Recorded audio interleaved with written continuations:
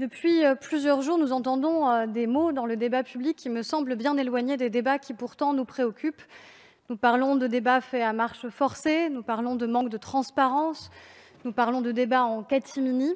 Cela me semble bien éloigné d'un texte qui pourtant est en discussion depuis maintenant 2 ans au sein de notre Assemblée et même depuis 4 ans auprès des Français, puisque, en effet, au moment de la campagne présidentielle, déjà, cette promesse avait été énoncée, puisqu'ensuite, nous avons réalisé des états généraux de la bioéthique, puisqu'ensuite, nous avons saisi le Conseil national consultatif d'éthique et puisqu'enfin, nous avons souhaité non pas déclarer une procédure d'urgence sur ce texte, mais bel et bien permettre que nous soyons ici devant vous en 3e lecture pour permettre évidemment que ce débat ait lieu et que la qualité de ce débat soit respectée.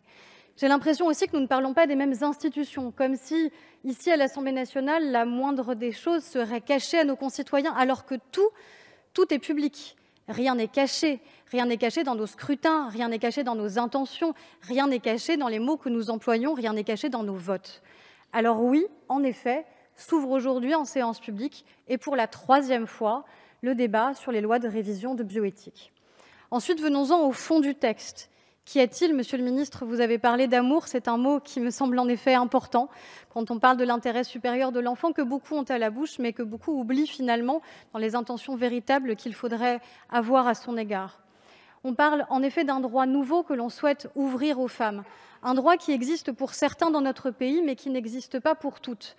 Alors je le sais, pour trop de personnes encore aujourd'hui, quand on parle des droits des femmes, on aurait toujours le temps d'attendre. Elles auraient toujours le temps d'attendre leurs droits économiques. C'est pour cela que nous l'avons renforcé dans une proposition de loi portée ici à l'Assemblée nationale.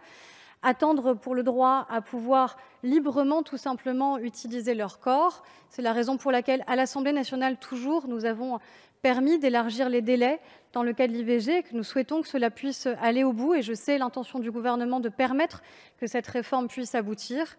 Et je crois, encore une fois, que permettre que de nouveaux droits puissent être ouverts aux femmes n'enlève évidemment rien aux hommes.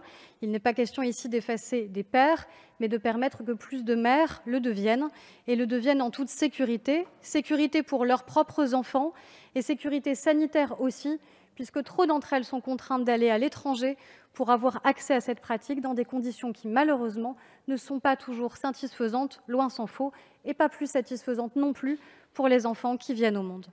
Et puis, il y a d'autres avancées dans ce texte dont on parle moins. Il y a la question des dons d'organes, pourtant vitale, évidemment, pour tant de nos familles, pour tant de nos concitoyens. Et il y a la question de la recherche. On ne peut pas, matin, midi et soir, parler de la souveraineté française, parler de la nécessité, évidemment, que notre recherche puisse rester un fleuron, et dans le même temps, empêcher que nos chercheurs puissent travailler. Essayer de jeter le discrédit sur la manière avec laquelle ils travailleraient sur l'une des matières les plus sensibles qui existent, sur les cellules souches embryonnaires. Il n'est pas question ici de trafic. Nous avons reçu, je crois, chacun, aujourd'hui, une petite boîte envoyée par une association qui m'a interpellée. Déjà qui m'a interpellée peut-être même sur le financement de ce type d'action et de lobbying fait auprès des parlementaires, mais qui viserait à dire que les parlementaires qui voteraient la loi et qui permettraient que des recherches sur les cellules souches embryonnaires qui vont en fait sauver demain des enfants, permettre que les recherches sur les cancers pédiatriques notamment puissent avancer, eh bien, seraient ceux qui voudraient trafiquer les hommes, qui voudraient les rendre hybrides, pour reprendre les termes qui ont été employés.